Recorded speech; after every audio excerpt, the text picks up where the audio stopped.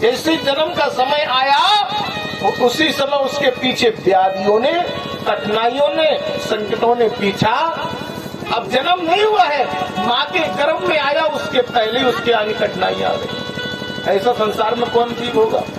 जिसने जन्म होने के बाद कष्ट तो हर व्यक्ति को सुने होंगे कि व्यक्ति को जन्म होने के बाद कष्ट होता है, लेकिन एक ऐसा जीव, और साधारण जीव नहीं है वो जीव, जैसे ही माँ के गर्भ में आया तो कहा है ईश्वराट तेने ब्रह्म हृदय आदि कवय, ब्रह्मा से भी श्रेष्ठ है।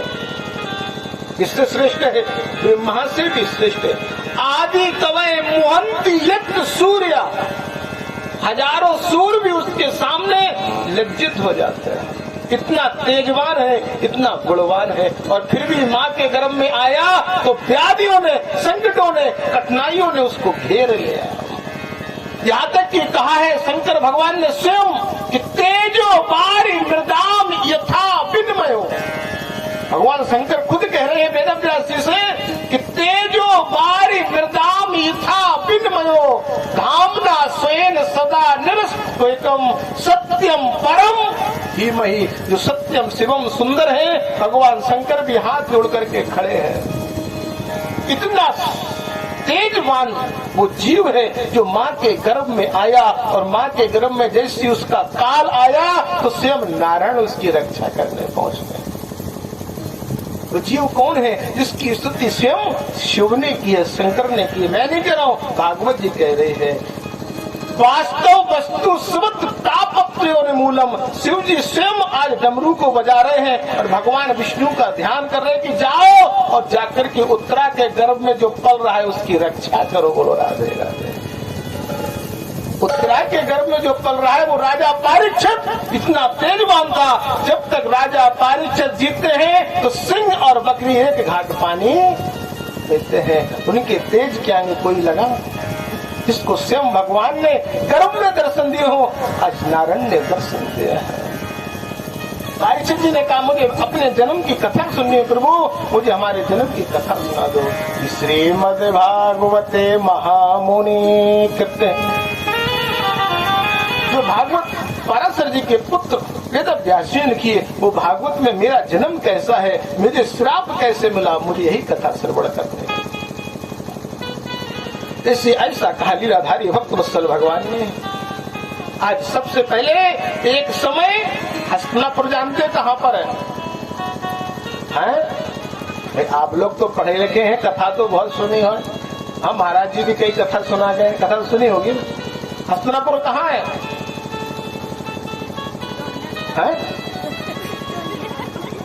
चेला और आगे भग रहा चेला कह रहा महाराज परीक्षित जी कुरुक्षेत्र पहुंच गए। कुरुक्षेत्र हरियाणा में है जहाँ युद्ध हुआ। कुरुक्षेत्र कहाँ है? हरियाणा में। जो पानीपत, सोनीपत, कुरुक्षेत्र जाते हैं आप लोग अम्बाला चंडीगढ़ वाले रोड पर, वहाँ तो युद्ध हुआ है। जैसे मान लो आपका गांव है लालपुर दरोटा है, और आप जाकर के प्रयागराज में युद्ध करने लगो तो नाम तो आपका लालपुर ही कहा जाएगा। क्या युद्ध का स्थान मैदान बताने लगोगे? कुरुक्षेत्र। अम्बाला के पास बताया जाता। हाँ, तो कुरुक्षेत्र वहाँ तो युद्ध हुआ है ना, लेकिन गांव कहाँ है? हस्तिनापुर। जो साहब आप तो ड्राइवर है, आपको तो जानकारी रखनी चाहिए। अब हम बता दें आपको, जो शुद्ध हस्तिनापुर है उसका नाम है मेरठ। हाँ, जो जिसके राजा शांतनु थे, जिसके राजा पांडु थे, जिसके राजा धृतराष्ट्र थे, वो हस्तिनापुर क्या है? मेरठ। और जिसको युधिष्ठिर ने राजधानी बनाई है, जिसको अर्जुन ने राजधानी बनाई है, वो क्या राजधानी है? दिल्ली, इंद्रप्रस्थ। इंद्रप्रस्थ बनाया था ना दिल्ली को। हस्तिनापुर से इंद्रप्रस्थ में आकर के निवास किया और कुरुक्षेत्र में जाकर के युद्ध किया। मेरठ से ये कुरुक्षेत्र जाते थे और वो इंद्रप्रस्थ से कुरुक्षेत्र आते थे युद्ध लड़ने के लिए। और पहले के बड़े बड़े महारथी, यहाँ तक कि बताया गया है कि जो कुरुक्षेत्र का मैदान था, इतनी सेना थी कि 148 किलोमीटर की परिक्रमा है। कितने की? 148 किलोमीटर, मान लो ऐसे यहाँ से प्रयागराज, इतना ही होगा, 100-150 के आसपास प्रयागराज आपके यहाँ। हम ज्यादा तो इस रूट से नहीं गए, दिन की होते हुए तो हम गए हैं 2-4 बार। हस्तिनापुर कहाँ है? मेरठ, ठीक है, जहाँ के राजा शांतनु है। और युधिष्ठिर ने जब राजा बन गए तो इंद्रप्रस्थ को राजधानी बनाई, जो दिल्ली में आज भी बनी है। लाल किला जो है कहाँ पड़ता है? इंद्रप्रस्थ में। आज भी वो राजधानी 8 पुत्रों की बनी हुई है। आज मेरे भगवान कहते बोले राजा शांतनु जिस समय ब्रह्मा जी की सभा में पहुंचे तो राजा शांतनु का विवाह नहीं हुआ था। अच्छा, आप लोगों के आसपास गंगा जमुना दोनों बहती है, बहती कि नहीं बहती है? भाई प्रयागराज के आसपास के हो तो आपको जानकारी होगी गंगा के पति कौन है। भाई कथा सुनते हो तो कथा का मनन किया करो ना, चिंतन किया करो ना।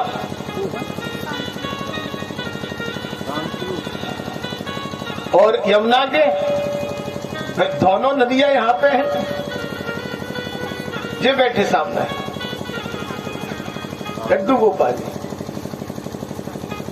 यमुना के कौन है पति? भगवान द्वारकाधीश ने विवाह किया है कालिंदी से, यमुना से। सरस्वती से तो आपको पता ही है ब्रह्मा जी ने किया है। तीनों नदियां यहाँ पर है और तीनों नदियों के पति तो आपको याद होना चाहिए। कथा का मतलब है, देखिए रामचरितमानस, रामचरितमानस, राम ने जो करके सिखाया है वह आपको करना है। और भागवत में कृष्ण लीला का मतलब है कृष्ण ने जो करके दिखाया है उसको मनन करना है, चिंतन करना है।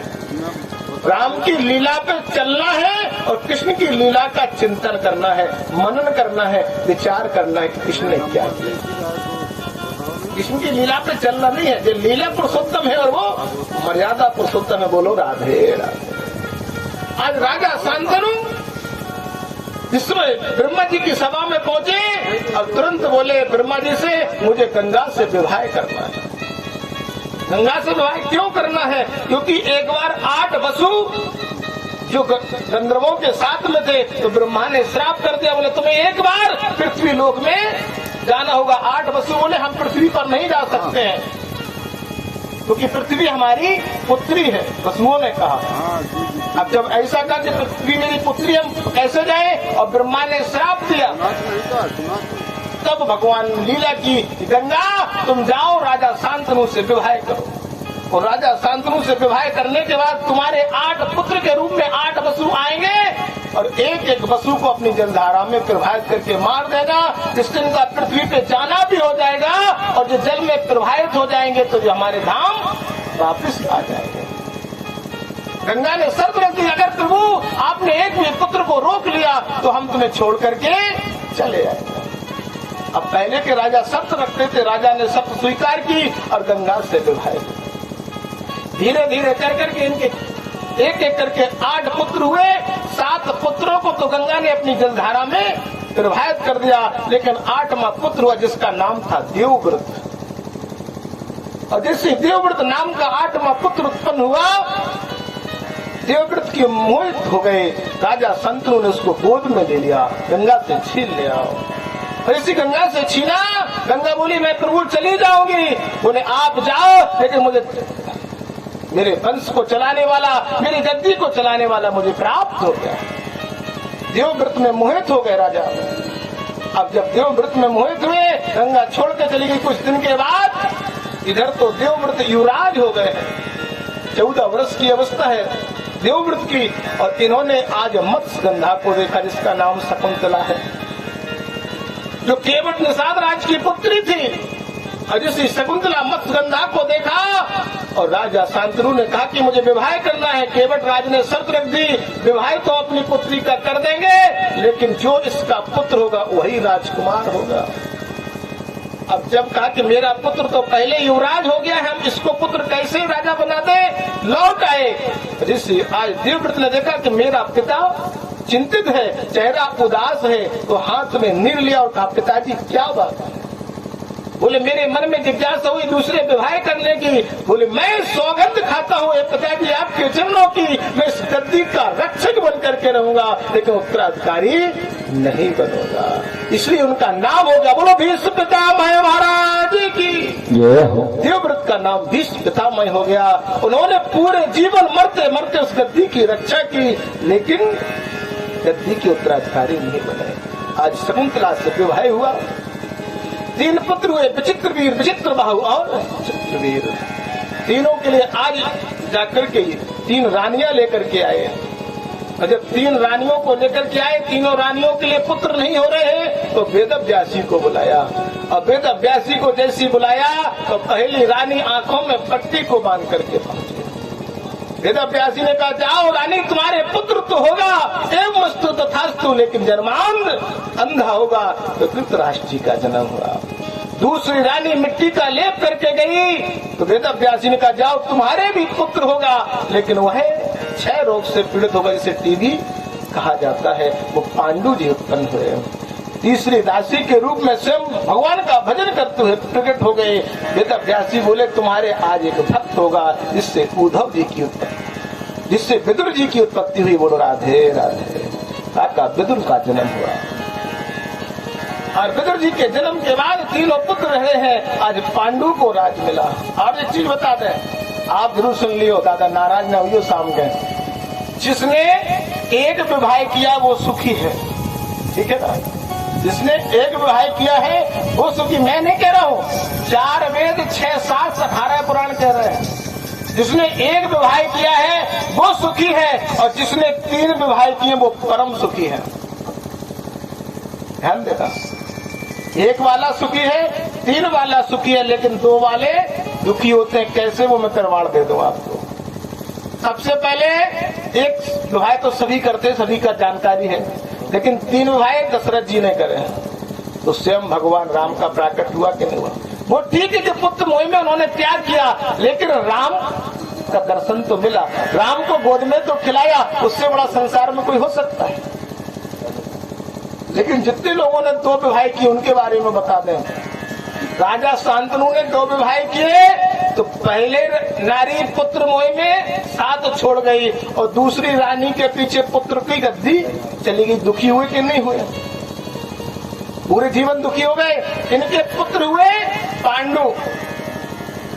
इनके पुत्र कौन हुए? और जैसे पांडु इनके पुत्र हुए, तो पांडु ने भी 2 विवाह किए, माधुरी और बुआ कुंती से। जब पांडु राजा बन गए तो इन्होंने 2 विवाह किए, कुंती से और माधुरी से। और जैसे माधुरी का साथ किया तो पुत्र तो 2 हुए, अश्विनी कुमार, नकुल सहदेव कहे जाते हैं। लेकिन नकुल सहदेव के बाद में लीलाधारी ने अपनी वास्तविकता को क्या किया, श्याम सुंदर ने अपनी वास्तविकता को क्या किया। माधुरी के साथ में प्राण त्यागने पड़े, तो सुख मिला, राजगद्दी पर नहीं मिला। इसके बाद इनके पुत्र हुए अर्जुन, जिनका अभी नाम आएगा। अर्जुन ने भी 2 विवाह किए। पहला पांचाली से, तो जब पांचाली से विवाह किया तो माँ ने आदेश कर दिया, बोले बराबर बांट लो। तो वो द्रौपदी पांचाली कहलाई। अर्जुन अकेले रह गए। फिर अर्जुन ने सुभद्रा से विवाह किया, जो कन्हैया द्वारकाधीश की बहन थी सुभद्रा। और सुभद्रा से जब विवाह किया, और सुभद्रा के एक पुत्र हुआ अभिमन्यु। और जब सुभद्रा को पता लगा कि मेरी सौत है पांचाली, तो सुभद्रा छोड़ करके जगन्नाथपुरी चली गई। बोलो अर्जुन अकेले के अकेले रह गए कि नहीं रह गए? सुभद्रा जी है अर्जुन के पास नहीं रही, न युद्ध के समय रही। कहाँ रही? जगन्नाथपुरी। वहाँ 3 लोग कौन कौन से हैं? बलराम जी हैं, द्वारकाधीश हैं, और सुभद्रा जी जगन्नाथ जी में, और तीसरा कोई, चौथा कोई नहीं है। इस प्रकार से इनकी लीला है। बोलो राधे राधे। आज समय आया, युद्ध हुआ, और युद्ध होने के समय आज दुर्योधन ने भगवान की पूरी सेना मांग ली। बोले जब तक आप मुझसे युद्ध के लिए कहोगे, लेकिन हम आपको कुछ देने वाले नहीं हैं। दुर्योधन की मेवा त्यागी, साग विदुर घर खाई, और सबसे ऊंची प्रेम सगाई। सबसे ऊंची प्रेम। भगवान ने बहुत समझाया, बोले बिना युद्ध के हम कुछ देने वाले नहीं। 18 दिन तक युद्ध चला है। अब तो आज बड़े बड़े योद्धा लगे हुए हैं, यहाँ तक कि सुभद्रा का पुत्र अभिमन्यु भी गया और वो भी चक्रव्यूह की रचना में मारा गया।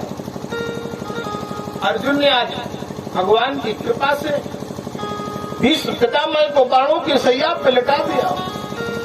कहा कि तुम्हें भी 3 जन्म के बारे में बताया है, तुमने एक बार सर्प को कांटों में फेंक दिया था, इसलिए तुम्हारे मस्तक पर भी 3 ही बाण लगे हैं।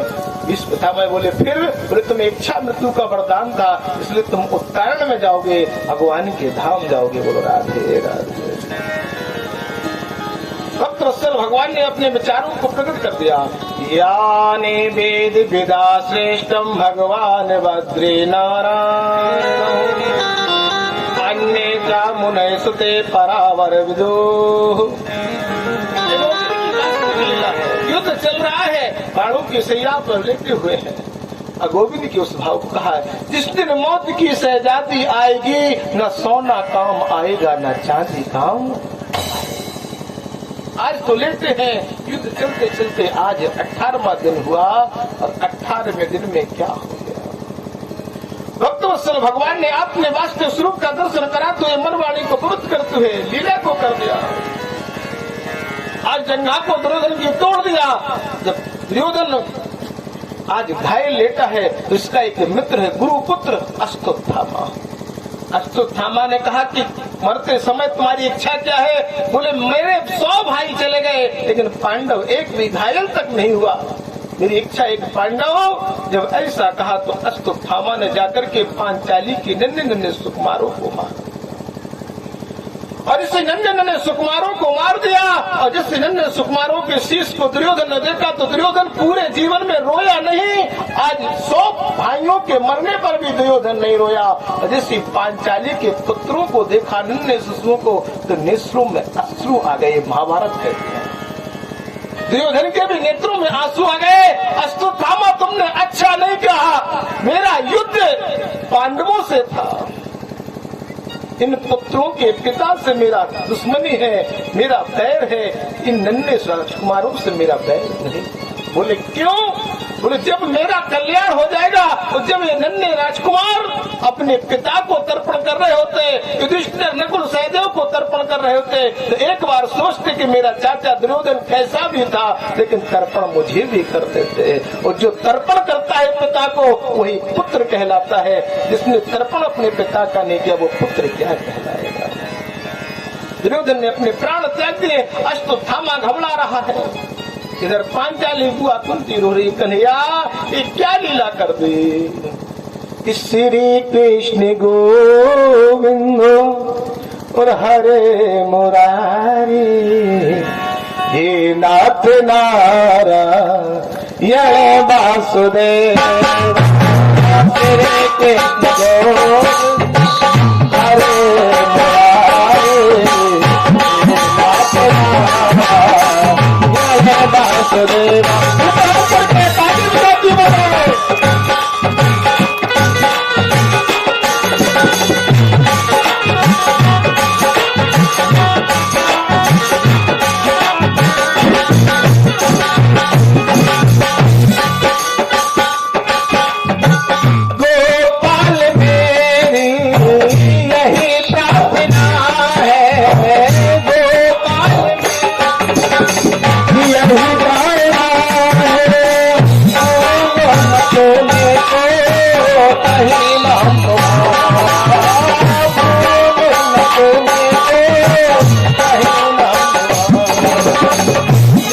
काम हो